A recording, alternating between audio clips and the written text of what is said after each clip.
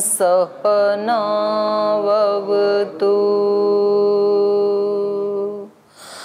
सहनौ भुनक्तु सह वीर्यङ्करवावहै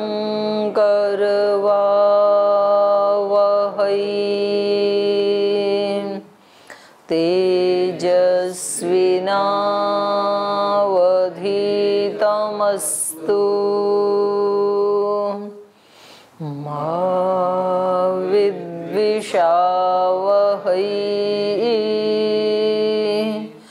ओम शांति शांति शांति।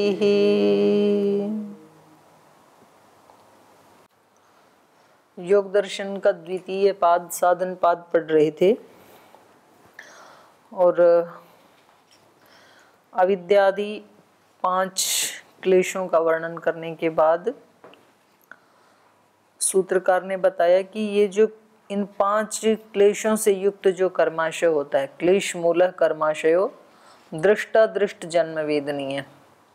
दृष्ट जन्म में और अदृष्ट जन्म में, दृष्ट माने तो वर्तमान जन्म और अदृष्ट मतलब तो आगे आने वाले जन्म, उनमें ये कर्माशय वेदनीय, वेदनीय माने अनुभवनीय, उसमें ये अनुभव करने योग्य है।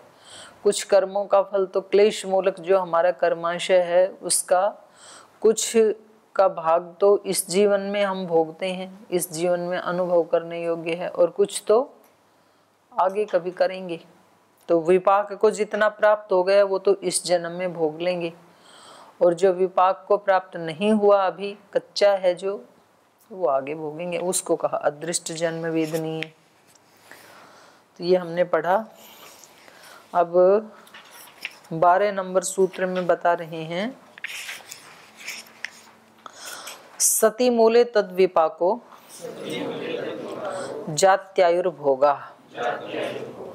जो दृष्ट और अदृष्ट जन्म में वेदनीय जो कर्माशय है तो वो किस रूप में अनुभव करवाता है अपना, तो वो 13 नंबर सूत्र में बताया। मूले सति, उस क्लेश मूलक कर्माशय के रहने पर, होने पर, तद विपाकः, उसका जो विपाक, उसका जो फल है वो है जाति, आयु और भोग। तो 3 रूपों में मिलता है। जाति का मतलब शरीर विशेष, जैसे मनुष्य जाति, पशु जाति, वृक्ष जाति, ये सब क्यों, ये जातियां क्यों मिलती हैं? कर्माशय के कारण, क्लेश मूलक कर्माशय के कारण। और फिर तत्त जाति की तत्त आयु की अवधि सीमा, जैसे मनुष्य जाति की आयु अवधि कितनी है? 100 वर्ष मानी है औसत।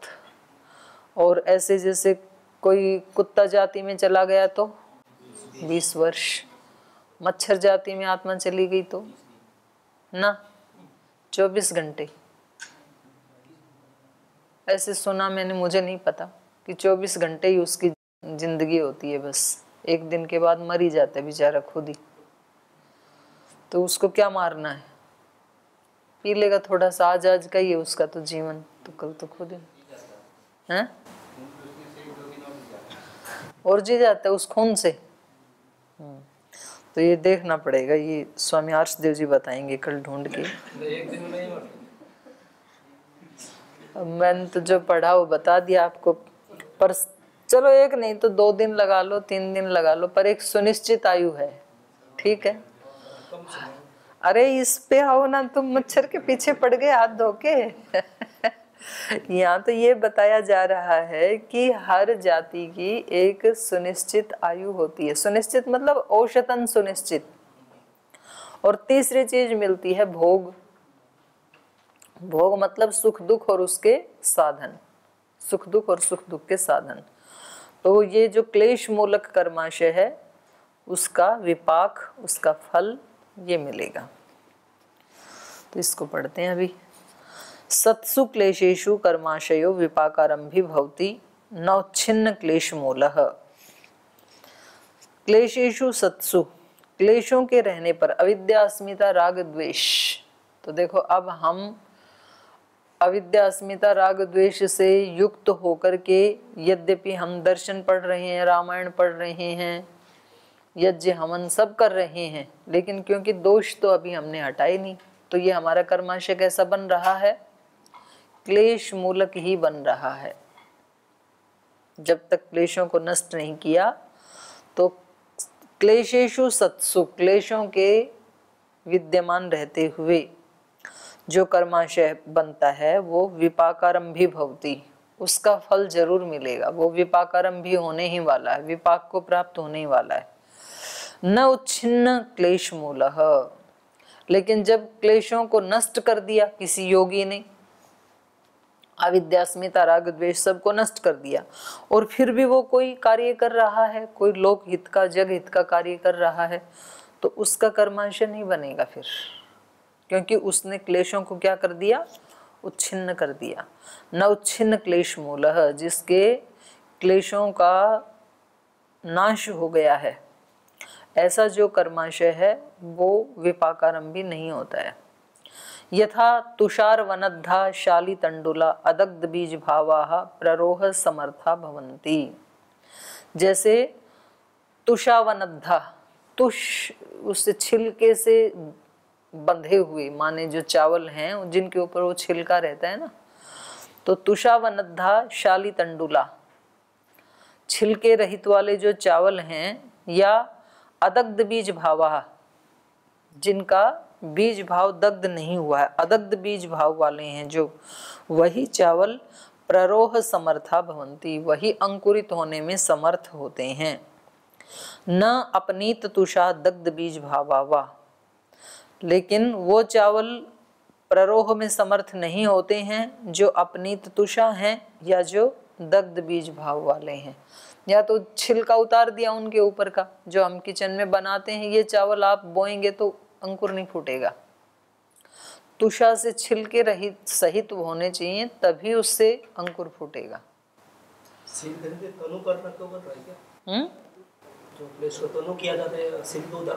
ना, छिलके के बिना उसमें सामर्थ्य नहीं होती उगने की।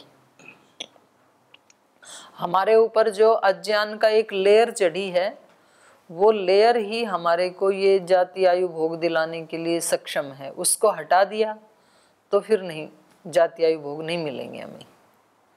तो इसलिए कहा ये जो तुष से युक्त चावल हैं वो ही प्ररोहस, वो ही अंकुरित होने में समर्थ हैं। न अपनीत तुषा, जिनका तुषा हटा दिया वो नहीं, या फिर दग्ध बीज भावा, या फिर जिनको भून दिया चावल को या चने को या गेहूं को, तो वो भी प्ररोह समर्था न भवन्ति। तथा वैसे ही क्लेश वनद्ध कर्माशय विपाक प्ररोही भवति, तो वैसे ही क्लेश से ढका हुआ जो कर्माशय है वही विपाक प्ररोही या विपाकारंभी होता है। न अपनीत क्लेश न प्रसंख्यान दग्ध क्लेश बीज भावो वा इति। अपनीत क्लेशः विपाक प्ररोही न भवति, जिसके क्लेश बिल्कुल हट गए हैं तो वो भी, उसका जो कर्माशय है वो विपाकारंभी नहीं होता है। या फिर प्रसंख्यान दग्ध क्लेश बीज भाव, या फिर ज्ञान के कारण विवेक के रहते जिसने अपने अज्ञान आदि जो दोष थे उनको दग्ध बीज कर दिया, उनको भून डाला, तो अब वो फल नहीं देंगे।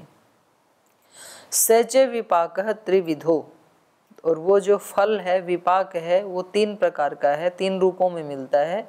जाति आयुर्भोग इति, जाति के रूप में, आयु के रूप में और भोगों के रूप में।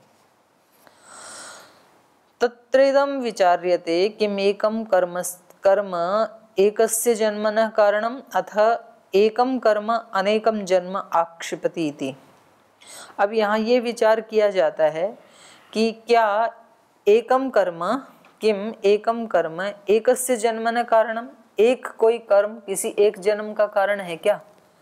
जैसे हमने एक कर्म किया, अध्ययन किया, मानो अभी रामायण पढ़ा या योग दर्शन पढ़ा, तो एक कर्म हो गया ना, तो ये एक जन्म का कारण है क्या? ये एक पक्ष। किम एकम कर्म एकस्य जन्मनः कारणम अथ एकम कर्म अनेकम जन्म आक्षिप्ति, या फिर एक ही कर्म अनेकों जन्मों में हमें फेंक देता है, माने अनेक जन्म का कारण बनता है। एक कर्म एक जन्म का कारण बनता है या अनेक जन्म का कारण बनता है, एक विचार है ये। द्वितीय विचारणा, दूसरी विचारणा है किम अनेकम कर्म अनेकम जन्म निर्वर्त्यति अथ अनेकम कर्म एकम जन्म निर्वर्तयति इति। दूसरी विचारणा है कि अनेक कर्म अनेक जन्मों को उत्पन्न करते हैं या फिर अनेक कर्म एक ही जन्म को उत्पन्न करते हैं, ये दूसरी विचारणा है। तावद एकम कर्म एकस्य जन्मन कारणम, न तावत एकम कर्म एकस्य जन्मन कारणम। बोले ये दो विचारणा थी ना, इनमें पहले वाली तो संभव नहीं है। एक कर्म एक जन्म का कारण नहीं हो सकता है। कस्मात, क्यों नहीं हो सकता है? अनादि काल प्रचितस्य असंख्येय अस्य अवशिष्टस्य कर्मणः सांप्रतिकस्य च फलक्रम अनियमात् अनाश्वासो लोकस्य प्रसक्तः। क्यों नहीं हो सकता है एक जन्म एक कर्म एक जन्म का कारण? तो कहा अनादि काल प्रचितस्य असंख्येयस्य, अनादि काल से जो हमने जोड़े हैं कर्म, एक ही दिन में कितने कर्म करते हैं हम, और ऐसे तो हम कर्म कब से कर रहे हैं? अनादि काल से। तो हमने पूरा एक दीवार नहीं, पूरा एक किला चिन दिया कर्मों का। कितना सारा बड़ा गट्ठर है हमारे साथ, बहुत सारा है, पता नहीं कितने कर्म कर डाले हमने अभी तक। तो अनादि काल से प्रचितस्य असंख्येयस्य अवशिष्टस्य कर्मण है, तो एक का एक जन्म होगा तो बाकी कितने बच गए कर्म? कितने कर्म जन्म लेने पड़ेंगे, और फिर उन जन्मों में और होते जाएंगे। तो जो अवशिष्ट बच गए कर्म, उनके लिए तो अवकाश ही नहीं मिलेगा, वो कभी पूरे ही नहीं होंगे। असंख्येयस्य अवशिष्टस्य कर्मण सांप्रतिकस्य च फलक्रम अनियमात्, तो जो अवशिष्ट रह गए उनका, और अभी जो जिस कर्म से जो जन्म मिल रहा है उसका, उनके जो फल हैं उसके क्रम अनियमात, उनके क्रम का अनियम हो जाएगा। भाई आज जो हमने मान लो 50 कर्म किए हैं, तो एक कर्म का फल मिल गया हमें एक जन्म, फिर दूसरे का दूसरा, फिर तीसरे का तीसरा, तो कौन काउंटिंग करेगा? एक ही दिन में मानो हमने हजारों कर्म किए, तो जो 10,000वां कर्म हमने किया था उसका 10,000वां जन्म, तब तक की काउंटिंग कौन याद रखेगा? और ये तो एक दिन के हैं, अनादि काल के। कौन सा कर्म कब किया था उसके अनुसार अब इसको कौन सा जन्म देना चाहिए, किस जाति में ये जाए, कितनी आयु दी जाए, तो ये तो महाभयानक हो जाएगा ना। तो बोले इसके क्रम का जो है ना वो बन ही नहीं पाएगा। फल क्रम अनियमात, फल के क्रम का अनियम होने से अनाश्वासो लोकस्य प्रसक्त है, लोक में अविश्वास फैल जाएगा, कोई अच्छा कर्म करेगा ही नहीं, पता नहीं कब कौन से कर्म का कौन सा जन्म मिल जाए, तो विश्वास नहीं होगा लोगों को। तो इसलिए ये वाली विचारणा ठीक नहीं है। एक जन्म एक कर्म के अनुसार होता है, एक कर्म एक जन्म, ये ठीक नहीं है। तो फिर दूसरा पूछ रही हैं, अरे मेरा खो गया पाठ। तो ये कह रहे हैं सच अनिष्ट इति, तो ये जो विचारणा है ये तो अनिष्ट को उत्पन्न करने वाली है। सच अनिष्ट इति, अनिष्ट हो जाएगा।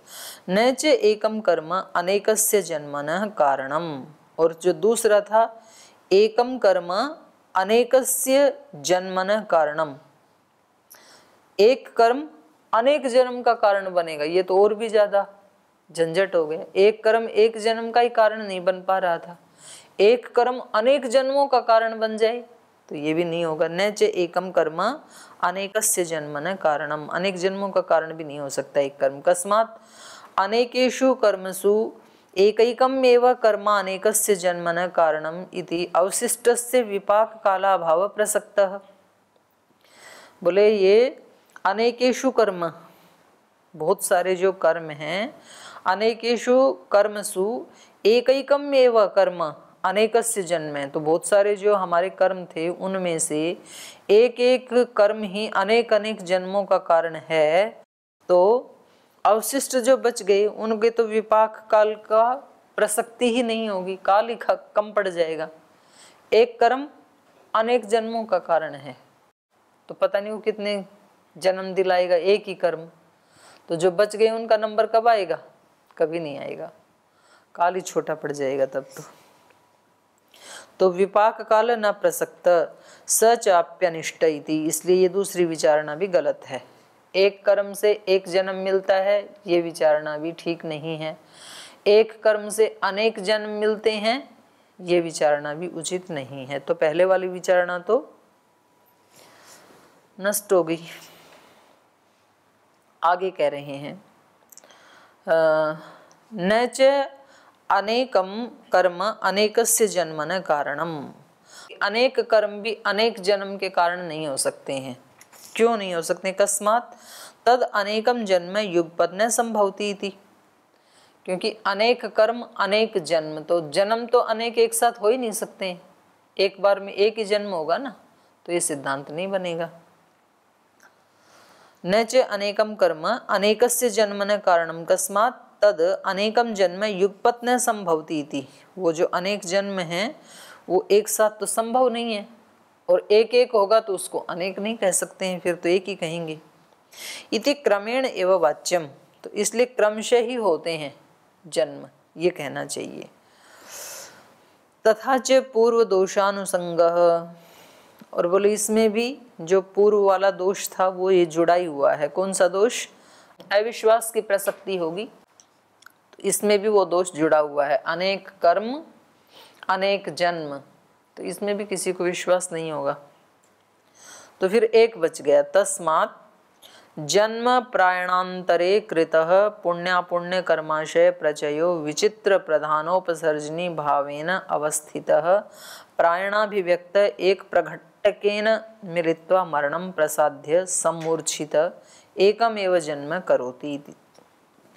तो ये जो चौथी प्रकार की विचारणा थी उसको इन्होंने ठीक बताया। वो क्या है?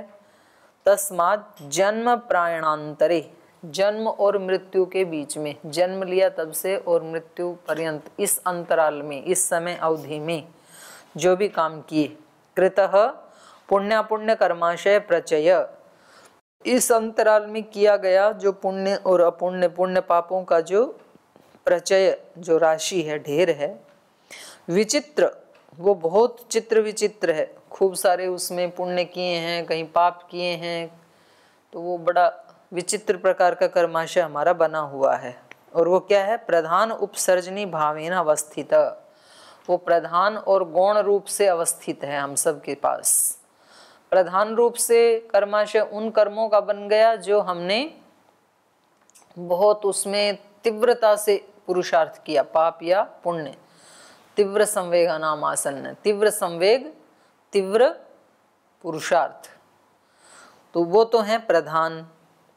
और कुछ ऐसे हल्के हल्के पाप पुण्य हो जाते हैं, तो वो है उपसर्जनीभूत। नष्ट तो कोई भी कर्म नहीं होता है, तो कभी हम विशेष श्रद्धा भक्ति से पाठ पढ़ते हैं तो वो फिर प्रधान हो जाएगा, और कभी ऐसे सामान्य रूप से बैठे रहते हैं तो वो गौण हो जाएगा। कभी हम प्राणायाम पहले ध्यान पूर्वक, प्रार्थना पूर्वक, कुछ दैवी शक्तियों को आह्वान करके, और फिर हम पुराण में उसको कहा है सगर्भ प्राणायाम। सगर्भ प्राणायाम, अगर्भ प्राणायाम, दो प्रकार के प्राणायाम बताए। सगर्भ का मतलब है जब तप के साथ जब प्राणायाम किया जाता है, जैसे महाराज जी भी बताते हैं ना कि आप प्राणायाम भी करते रहो और ओम ओम ओम ऐसे जप भी करते रहो, या गायत्री आदि का मन मन में या ओम का जप चलता रहे, तो इसको पुराणों में कहा सगर्भ। और ये सगर्भ प्राणायाम को वहां पर कहा कि शताधिक, 100 गुणा से भी ज्यादा अधिक फल देने वाला है अगर्भ की अपेक्षा।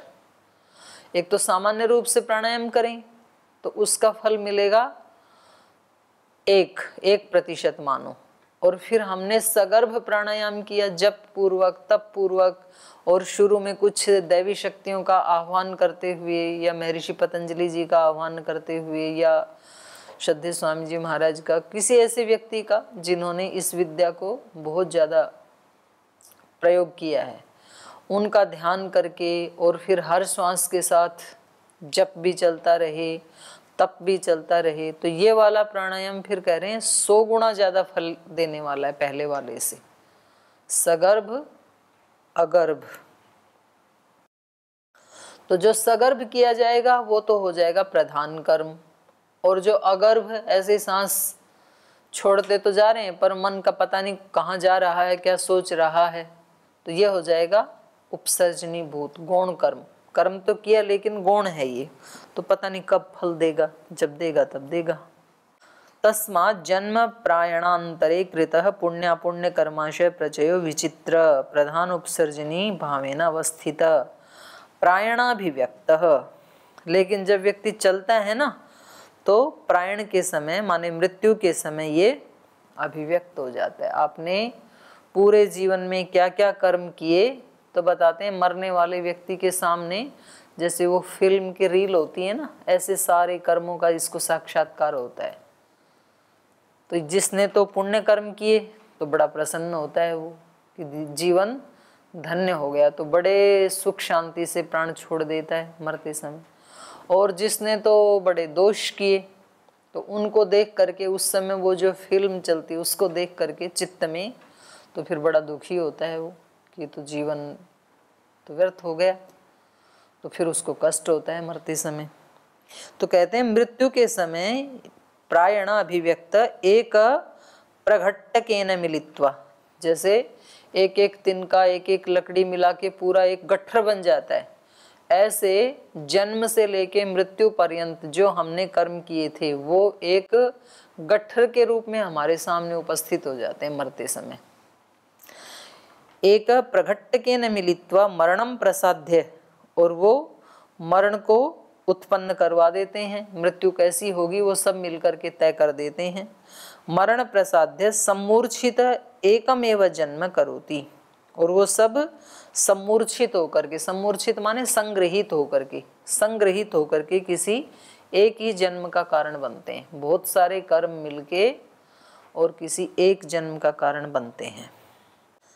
तच्च जन्म तेनैव कर्मणा लब्धायुष्कम भवति, और कह रहे हैं वो जन्म उसी कर्म के द्वारा, माने जिस प्रकार की इसको जाति मिली या जन्म मिला, यहाँ जन्म कह रहे हैं, उसी के अनुसार उसकी आयु भी होगी। लब्धायुष्कम, मनुष्य शरीर मिला, मनुष्य जाति मिली है तो 100 साल की आयु भी मिलेगी उसी कर्म से। तो उसी कर्म से दो चीजें मिलेंगी, जाति और आयु।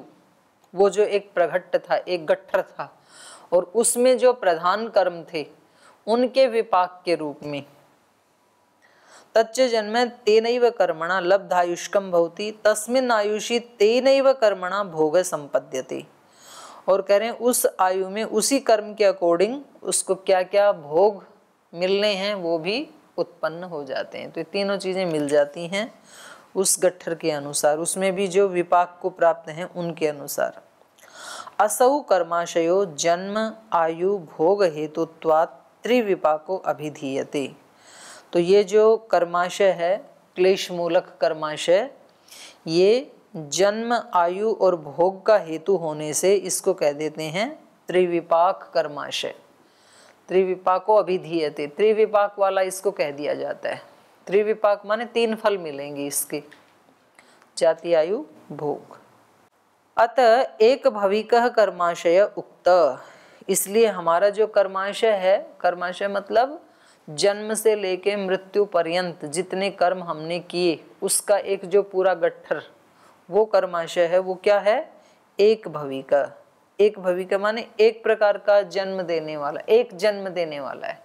इतने सारे कर्मों का एक जो ग्रुप है, एक जो ढेर है, राशि है, वो सब मिलकर के एक भविका। इन्होंने जो बताया हर्षद में कि इस जन्म छोड़ने के बाद इस जन्म जो तीव्र संवेग वाला जो कर्माशय है वो फल देगा, तो पीछे का जो समझी तो उसको इसके साथ ऐड होगा क्या?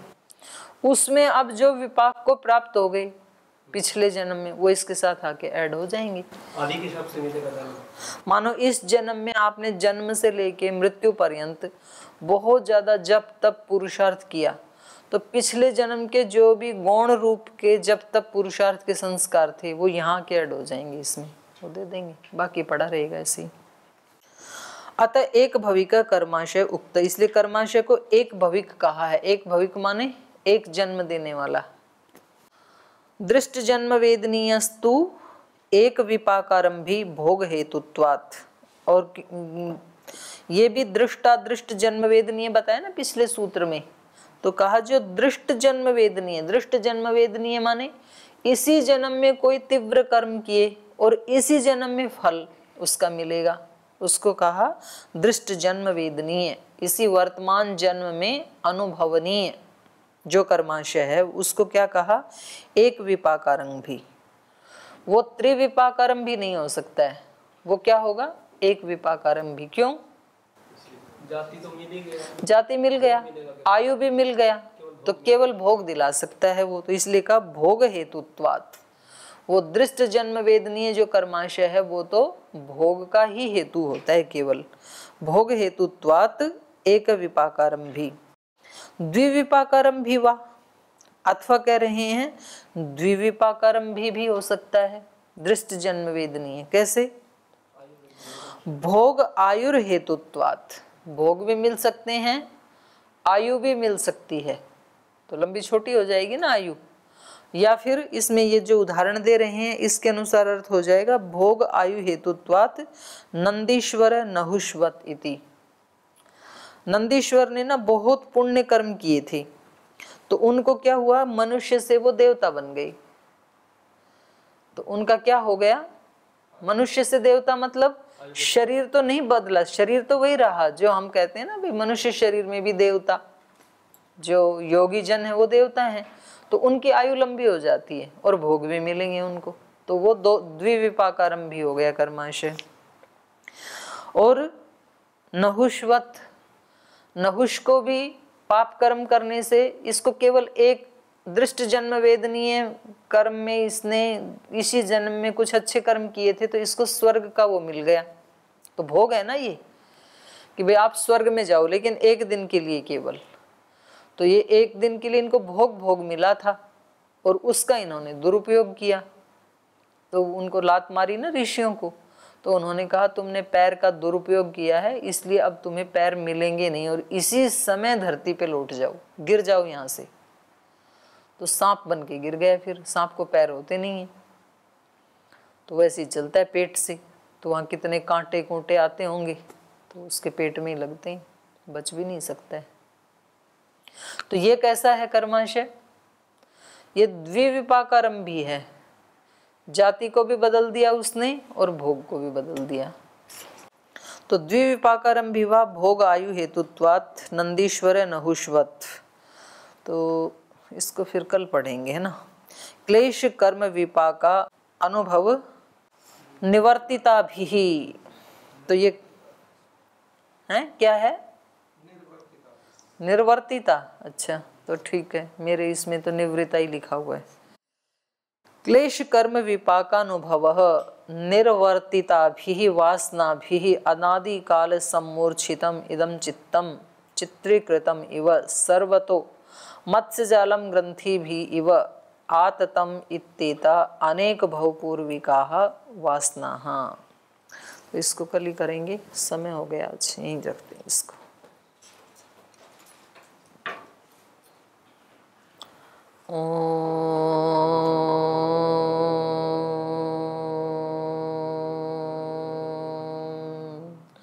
शांति शांति शांति। श्री गुरुभ्यो नमः।